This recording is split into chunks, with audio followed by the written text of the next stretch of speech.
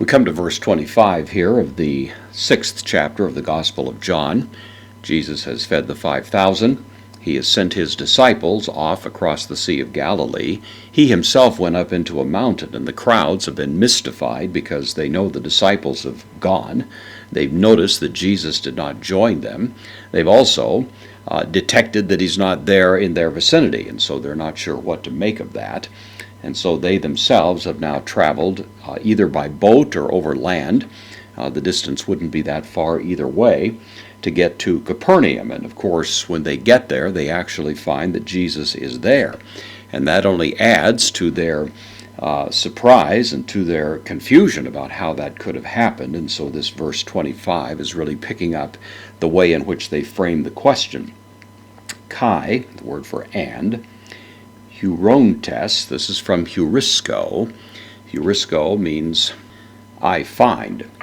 This is the participle, it's the aorist active participle, masculine plural nominative. It ties to the subject of the sentence, which is referring to the crowd. It's simply translated here they or it. Heurontes, having found auton, him, the direct object of the verb.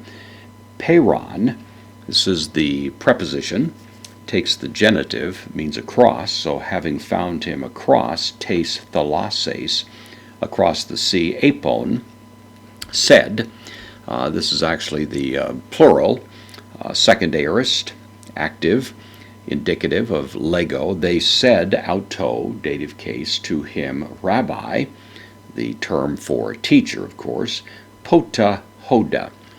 Tough to translate. It's actually supposed to communicate a certain degree of being completely confused and mystified. Where, how, is the literal sense of those two. And then gegonis from genomai, is the second person singular, perfect active indicative. How is it that you are here? How is it that you've come to be here?